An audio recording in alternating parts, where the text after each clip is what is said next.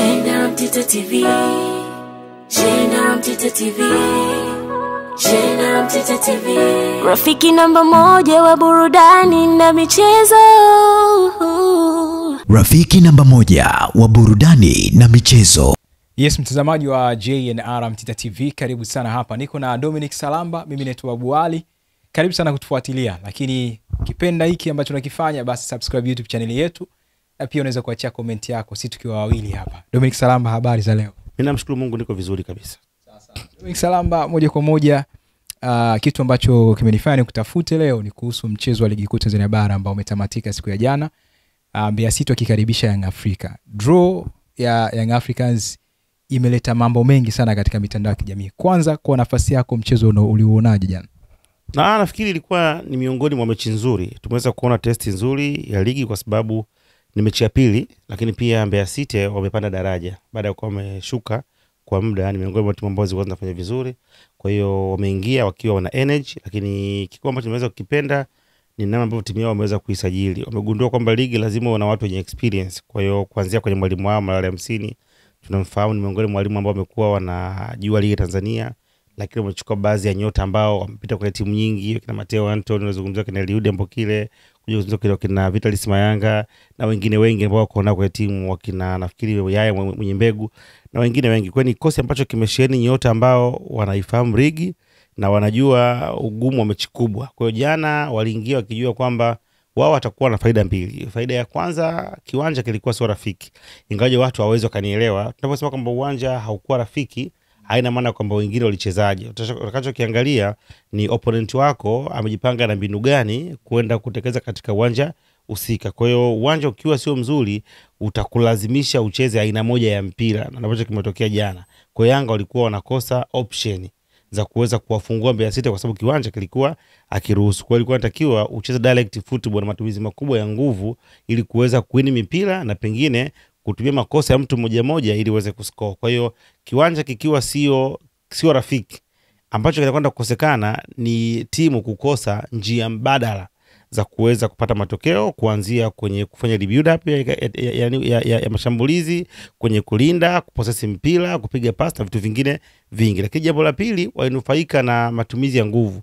Wao walishagundua kwamba kiwanja hakipo rafiki. Kwa hiyo cha kufanya ni kuhakikisha kwamba tunakwenda kuwafikia Yanga, tusiwape nafasi ya kuweza kupumzika, tuweze kuwaharas kila kwenye mpira, tufike kwa haraka ili washindwe kuwa na utulivu na kuweza kufanya maamuzi sahihi kwa wakati mdogo watakao kuwa nao, hasa katika pitch. Kwa sababu pakishakuwa pana changamoto ya pitch, manake kama ulikuwa unaweza kutuliza mpira kwa milisekondi 5, itakulazimu uende mpaka milisekondi 10 ukianza kwanza kutafuta utulivu wa mpira, then uweze kuangalia options. Sawa, wakati unafikiria hivyo kutuliza mpira, tayari mtu kafika kaweza kuharibu. Kwa hiyo binafsi ilikuwa ni mechi ambayo haikuwa na ufundi mkubwa sana, japo Yanga walijaribu kutaka kupitia katikati na kutumia ubora wa kina Pacome na kina Maxi kufanya some dribbling, kupiga pass, lakini mwisho siku walishindwa kwa sababu ya mazingira ya mchezo husika. Lakini kwa jumla wake Mbeya City walikuwa na discipline ya hali ya juu, waliweza kutengeneza ukuta mzuri na wakati mwingi walikuwa wanatumia faida ya namba. Wakiwa wana mpira, unaona wanakaa nyuma ya mpira kwa idadi kubwa, wakiwa watu 8 mpaka 9, na Mbeya walikuwa wanamwacha sometimes wanakuta wanamwacha Mateo Anton,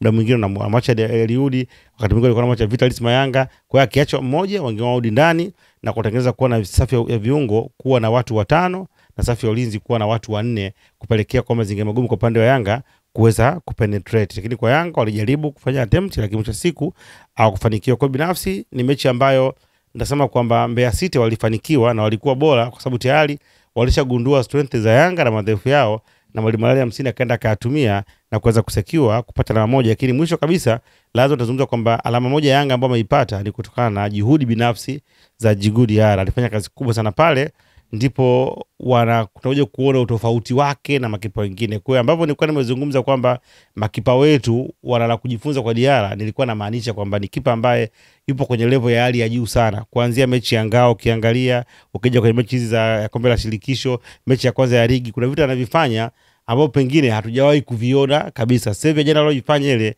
nafikiri mimi ndio mara ya kwanza kuweza kuona kipa akipambana kuweza kuzuia goli katika staili ambayo ameweza kuifanya. Amefika maongoni, anakuwa kama mchezaji, lakini pia anatumia advantage yeye kuwa na mikono na kuweza kukosa movement ya pila na kwenda kutoa mpira katika mazingira ambayo ingekuwa kwa kipa mwingine pengine alikuwa ni goli la kwanza, kwa sababu na Yanga alikuwa kwenda kupoteza. Kwa jana, pamoja na kuwa mechi ngumu, lakini alama moja Yanga waliipata kutokana na ubora wa Diarra. Sasa nimemsikia kocha wa Mbeya City akizungumza kwamba anachokiona kwa Yanga bado hakuna muunganiko kama timu, lakini wana wachezaji ambao mmoja mmoja, yani uwezo ndio kitu ambacho kinafanya Young Africans kuwa ni hatari.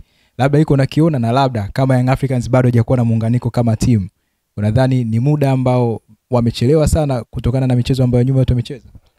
Amezungumza very sure, Mara MC na munga mkono. Amezungumza kweli, kwa sababu Yanga sisi ukiwaangalia ni kwamba tu unaona qualities. Yani bado timu uwezi ukiona ikitengeneza chemistry, ikifanya build up kutokea katikati kwenda mbele, uone ikiwa na mpango mkakati. Yani unaweza kuona tu pengine Max akijaribu, ukimwona Pacome akijaribu, Dumbe na wengine, lakini ile setup ya timu haionekani. Kwa hiyo ukimpata mwalimu mjanja akaweza kwenda kudhibiti uwezo wa mtu mmoja mmoja, akawa ana idadi kubwa ya namba nyuma, na hasa katika mazingira kama ya uwanja ule wa Sokoine, very sure unapata matokeo. Lakini pia kwa maana ya Yanga, nitasema kwamba mimi binafsi nilikuwa nimekaa kimya kwa muda mrefu, nikawa najaribu kufanya assessment binafsi kuweza kuona mwalimu. Nilichogundua ni kama mwalimu hatoshi.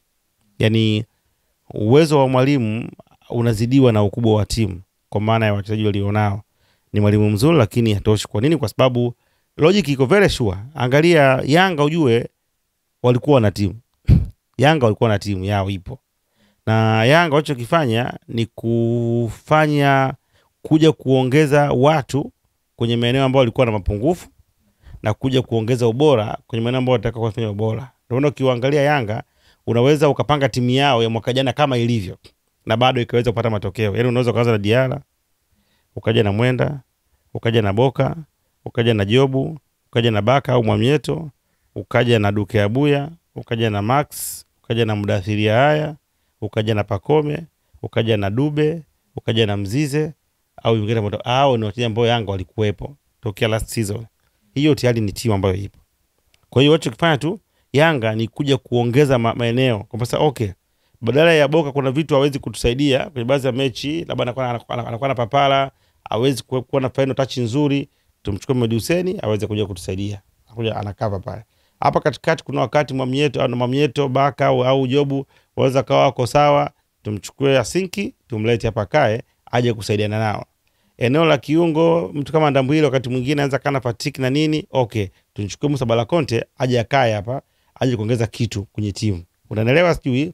Eneo la kiungo mshambuliaji wakati mwingine Maxi na nini inaweza kuwa tofauti na kina Duke Abuya, kina Mudathiri haya watakuwa fatiki, mchukue Dumbia mlete hapa akae. The same pembeni mchukue Ekue akae hapa, na Andy Boyle mchukue muongeze. Kwa hiyo watu ambao wameongeza kwenye timu ambayo tayari ipo. Yaani yeye inajimudu, lakini wanataka ku strengthen quality ya timu yako. Kwa hiyo mimi nifikiria mwalimu aitakiwa aanzie pale kwenye timu na mfumo wao. Lakini leo Yanga unaangalia haina first 11. Yaani pamoja na timu nilokuambia hiyo mzizi wa timu, Yanga leo hawana first. Maana yake mwalimu anakuja anaanza upya. Yanga ilikuwa sio timu ya kwanza upya. Simba timu nyingine ndio za kwanza upya, lakini sio Yanga. Sababu tayari walikuwa na kikosi ambacho kimekamilika.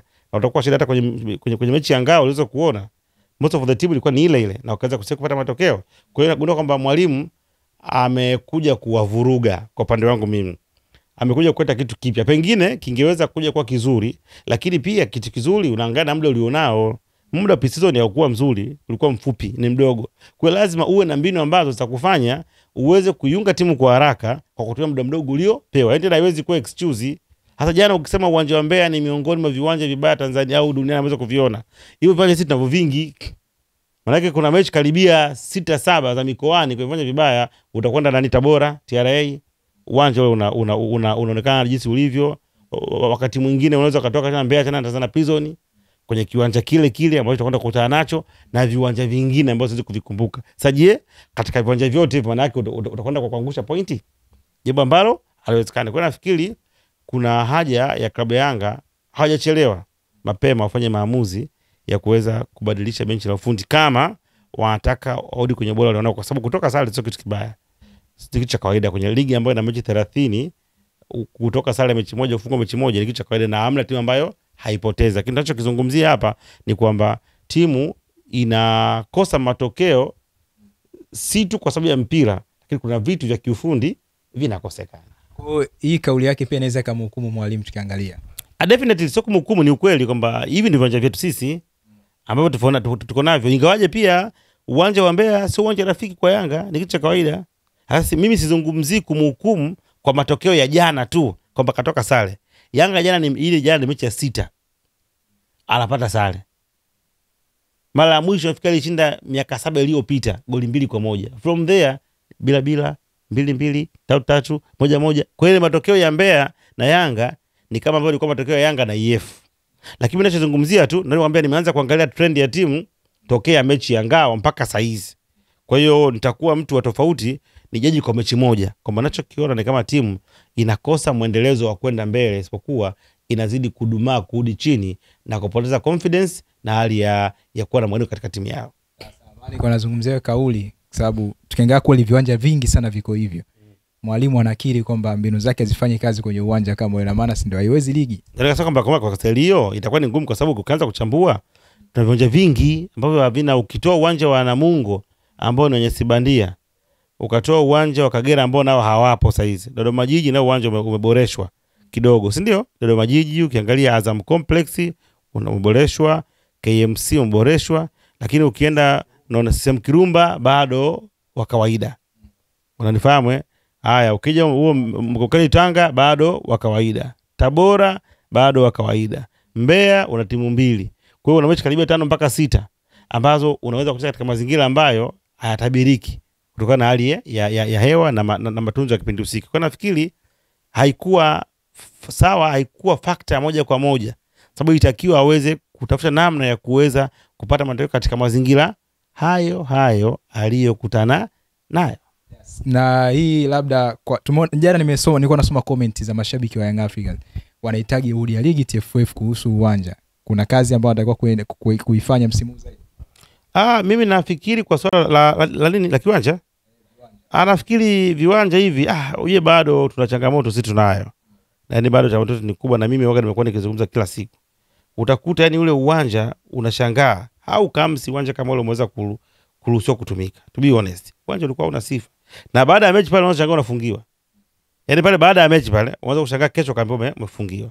Kwa nafikiri kuna haja ya bodi ya ligi kufanya ukaguzi wa mapema ili timu sio mpaka zinakuja zinaathirika ndio unakuja unafungia. Sasa leo ukija kuufungia maana yake Yanga ameshaathirika na wengine wanakwenda kupata faida, kile sio sawa. Lazima uweze kuwa fair. Sijui kwa nini ule uwanja waliweza kuruhusu utumike, mimi sijui. Lakini I'm sure Sudi utaufungia. Hata kuja kufungia hata timu zimeshaumia. Kwa hiyo kuna haja ya bodi ya ligi kukagua viwanja. Na saa hizi mbona tunaweza kuona Singida wako Dar es Salaam hapa wanacheza. Lengo tu sio nini, ni kukwenda kuonyesha ubora. Viwanja bora tunavyo vingi, ukiangalia hata pale Dodoma naweza kukuambia uwanja wa Jamhuri una level nzuri, Kaitaba kule uwanja wao ni mzuri, umeweza kutengeneza, unaona, na Mungu uwanja wao ni mzuri. Kwa hiyo ifike wakati isiwe tu kwamba unaruhusu vitu viende hapo, mwisho wa siku watu wanaathirika ndio wanakuja kufungia. Kwa jana binafsi nafikiri haikuwa fair na ule uwanja haukustahili kuchezewa mechi ya kwa Tanzania bara.